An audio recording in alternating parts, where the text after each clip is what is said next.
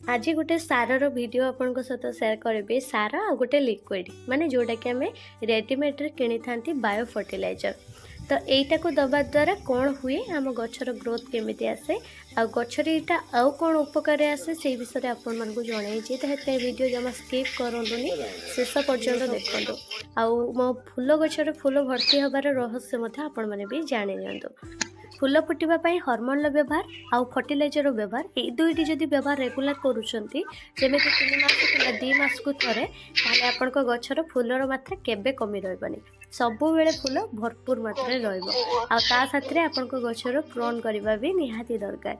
तो यही जो सारटा देखुं यहीटा हूँ आमर जो ह्यूमिक एसिड थाए तार सार। तो ह्यूमिक एसिड बहु जन कौन करती ये सार हूँ किणिकी आड करी सार को किणिकी आनती फर्टिलाइजर बनई पतला लिक्विड बनई दे था गचरे। आ सार यार 2टा प्रकार मिले गोटे सरू दाना आसे आ गोटे एमतीका मोटा दाना रहे। तो यहाँ आप देखुं जोटा मोटा दाना यहाँ बेले बेले बहुत दिन पुराणा गछ आम जो लगे था ना तो से हूँ ग्रोथ भल आसेनी बहुत डेरी हुए तार ग्रोथ आसवा। तो सेमिति जदि आपन को मंदार गछर ग्रोथ डेरी होउची आसवा ना तो सही समय आपण ह्यूमिक एसिड को रिपीट करेंगे 3 ରୁ 4 बार। आ जदि आपण को गछर ग्रोथ होउची किंतु ताको प्रोन करूचंती मझिरे मझिरे आ प्रोन कर साला परे नुआ कुआ बाहरिबा पई चाहूचंती जल्दी तो सेठी आपण 2 बार रिपीट करेंगे।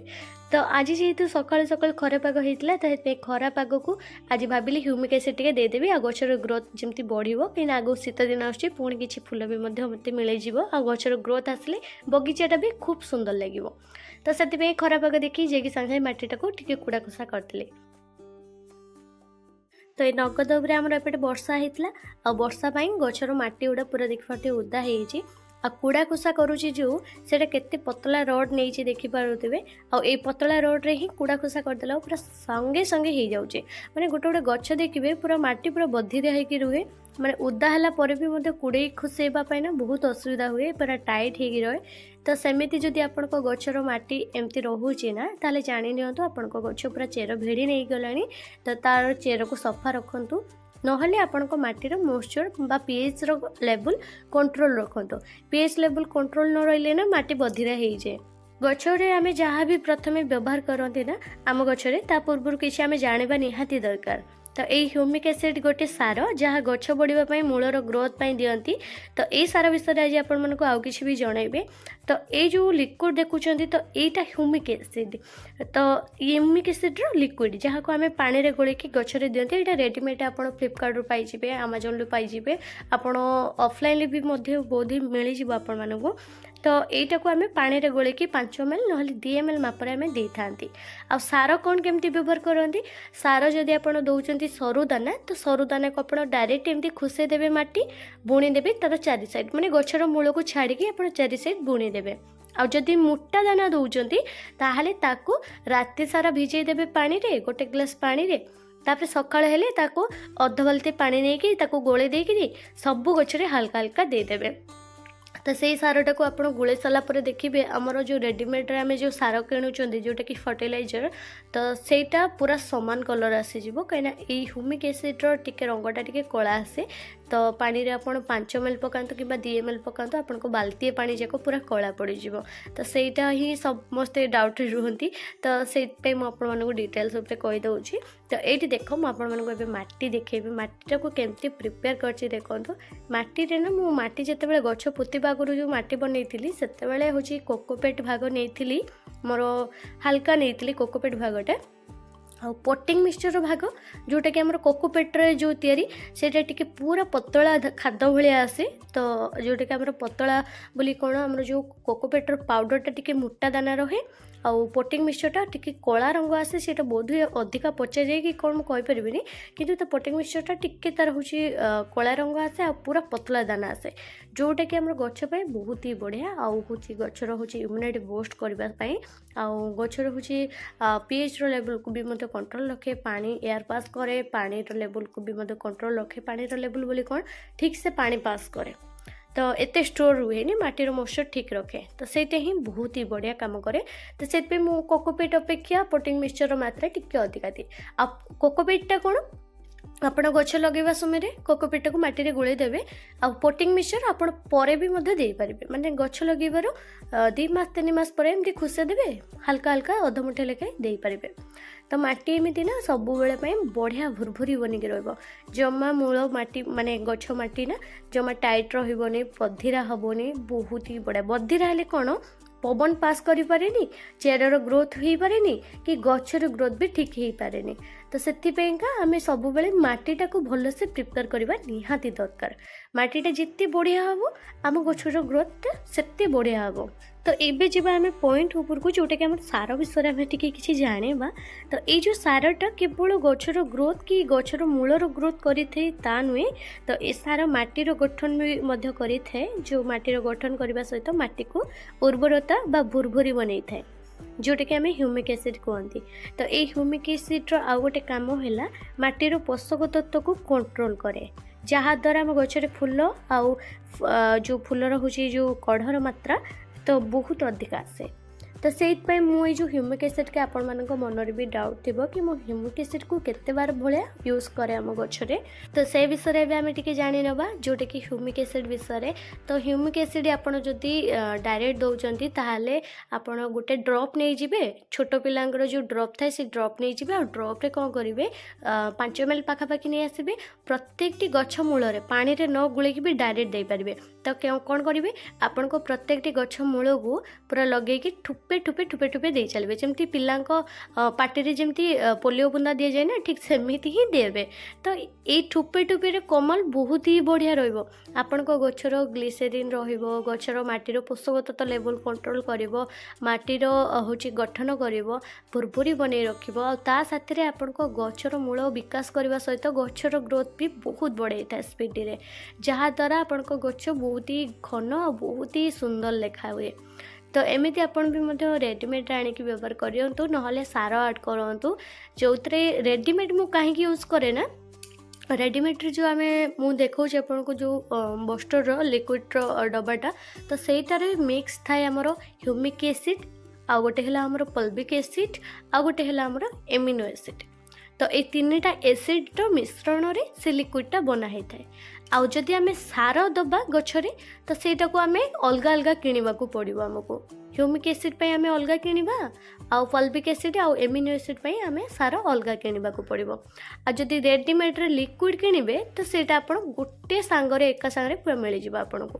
ଏକ୍ସଟ୍ରା ଆପଣଙ୍କୁ ଅଲଗା ଅଲଗା ସବୁ ସାର କିଣିକି ତାକୁ ପୁଣି ଗୋଳେଇ ଗାଳେଇକି ପୁଣି ତାକୁ ପ୍ରୋସେସିଂ କରିକି ବା ରାତିରେ ଭିଜେଇକି ତାର ଲିକ୍ୱିଡ଼ ବନେଇକି ପୁଣି ପାଣିରେ ଗୋଳେଇକି ଦେବାକୁ ପଡ଼ିବନି।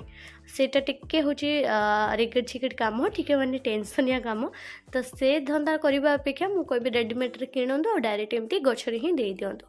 ଗଛର ଗ୍ରୋଥ୍, କଡ଼ ଝଡ଼ିବା ବନ୍ଦ ହେଇଯିବ, କଡ଼ର ହଳଦିଆ ଡେମ୍ଫ ପଡ଼ିବନି, ପତ୍ର ହଳଦିଆ ବେଶୀ ପଡ଼ିବନି, ଗଛର ଗ୍ରୋଥ୍ ବରାବର ରହିବ, ଫୁଲ ବି ବହୁତ ବଢ଼ିଆ ସାଇଜ୍ ଆସିବ। ଆଉ ତା ଛଡ଼ା ଆମେ ପ୍ରନିଂ କରିଥିବା ଗଛରେ ବି ଦେଇପାରିବା, ନୂଆ ଆଣିଥିବା ଗଛରେ ବି ଦେଇପାରିବା। ଯଦି ଆମେ କିଛି ଗଛ ନର୍ସରୀରୁ ଆଣିକି ନୂଆ ଟ୍ରାନ୍ସପ୍ଲାଣ୍ଟିଂ କରୁଛନ୍ତି, ପୁରା ଗଛଟା ଝାଉଁଳି ପଡ଼ିଛି, ତ ସେସବୁ ଗଛ ଝାଉଁଳି ଥିଲେ ବି ଆପଣ ଦେବେ। ତ ସେଇଟା ଗଛ ପ୍ରୋମୋଟ୍ କରେ କ'ଣ, ଗଛକୁ ପୁଣି ଷ୍ଟ୍ରଙ୍ଗ କରିଦିଏ। ଆଉ ସବୁଠୁ ଖାସ୍ କଥା ହେଲା ଆମେ ଯେଉଁ ଏଟାକୁ ଆମେ ପ୍ରମୋଟର କାହିଁ କୁହନ୍ତି, ବାୟୋ ଫର୍ଟିଲାଇଜର କାହିଁ କୁହନ୍ତି, ତ ଏଇଟା ଦେଖ ଡବାରେ ବି ଲେଖା ହେଇଛି ଏଇଟା ପ୍ରମୋଟରଟା ବାୟୋ ଫର୍ଟିଲାଇଜରଟା ବି ଲେଖା ହେଇଛି। ତ ଏଇଟାକୁ ଯଦି ଆପଣ କିଛି ମଞ୍ଜି ଜର୍ମିନେଟ୍ କରୁଛନ୍ତି, ଗୋଟେ ଗଛ ଦେଖିବେ, ମଞ୍ଜି ଦେଖିବେ, ଆମେ ପକାଇ ସାରିଲା ପରେ ଛାଇ ଟିକେ ହୁଏ ବୋଲିକି ଡେଙ୍ଗା ହେଇ ଚାଲେ। ତ ସେ ଡେଙ୍ଗା ଯଦି ହେଇଯାଉଛି, ପତଳା ତାର ଡେମ୍ଫ ହେଇଯାଉଛି, ତ ସେଇଠି ଗଛ ଗୁଡ଼ାକ ବଞ୍ଚିବ ବୋଲି ଆଶା ହିଁ ନଥାଏ। ତ ସେଇ ଜାଗାରେ କ'ଣ କରିବେ, ଆପଣ ଏଇ ହ୍ୟୁମିକ୍ ଏସିଡ୍କୁ ପାଣି କରିଦେଇକିରି ତାକୁ ହାଲକା ସ୍ପ୍ରେ କରିଦେବେ। ତ ଦେଖିବେ ବହୁତ କମ୍ ଦିନରେ ତାର ଗ୍ରୋଥ୍ ବହୁତ ହି ବଢ଼ିଆ ଆସିବ, ଆଉ ଗଛ ବହୁତ ହି ସୁସ୍ଥ ରହିବ। ଆଉ ଗଛର ହେଉଛି କ'ଣ କହିଲି, ପୁରା ଯେଉଁଟା ପତଳା ଥାଏ ନା ସେଇଟା ପୁରା ସୁସ୍ଥ ହେଇକିରି ପୁରା ମୋଟା ସୋଟା ହେଇଯାଏ ଗଛଟା।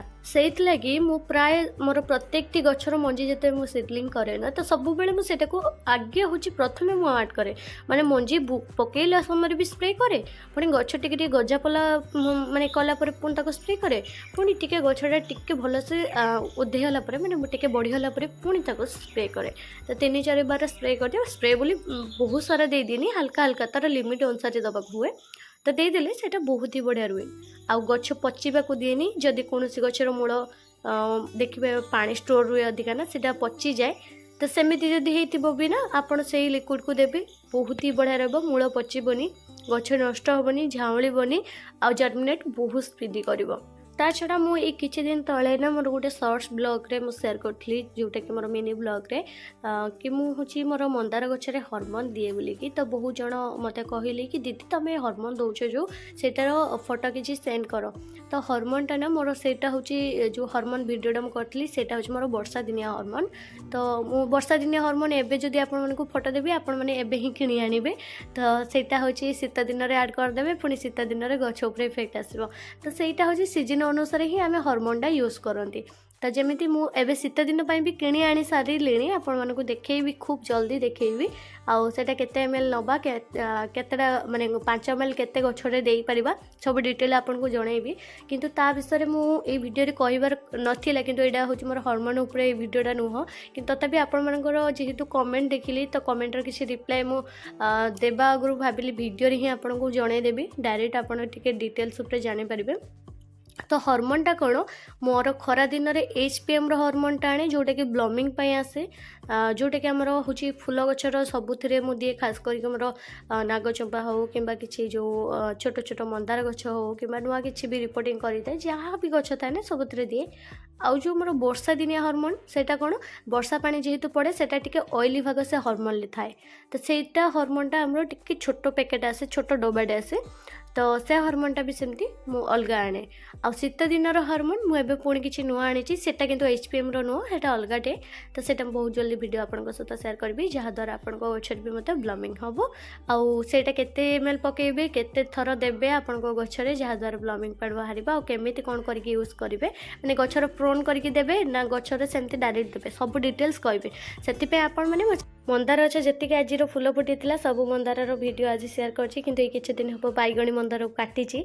आपण मानक पई चारा बनई तो से तार फूल ए फुटुनी ये वीडियो आनी नहीं ना तार भी वीडियो गोटे आनी सर्ट क्लिक आनी तो जहाँ भी हो आपण मानक पई चारा जो बनई ना केमिति पहुँचेबी सेटा मो दायित्व तो आपण मानक टिके साहाय्य दरकार जोटा कि हूँ मोर मेसो आईडी टिके एबे प्रॉब्लम अच्छी तो यहाँ हूँ मु क्लियर कर सारा पर माने मु टैग करी जोटा कि मोर फोटो सेंड करी आपण मानक लिंक भी शेयर करी तापर जे कि आपण ऑर्डर करेंगे आपण पाखे पहुँची जीव मोर मेसो आईडी जो असुविधाटा अच्छी से आगे भलसे ठीक कर सारापर मुझे को लिंक देवी आउ फोटो भी मु अपलोड करी एबे फोटो किसी अपलोड कला बेलू से पास होनी तो से मोर टी प्रॉब्लम अच्छी तो आगो को मु वीडियो जारी रखी आपण मैंने से डिटेल्स जानीपारे मुझे निश्चित कहबी आपन को तो से मैंने चैनल सहित जोड़ी रुहतु आज वीडियो भल लाइक कर दिखाँ रही जय जगन्नाथ।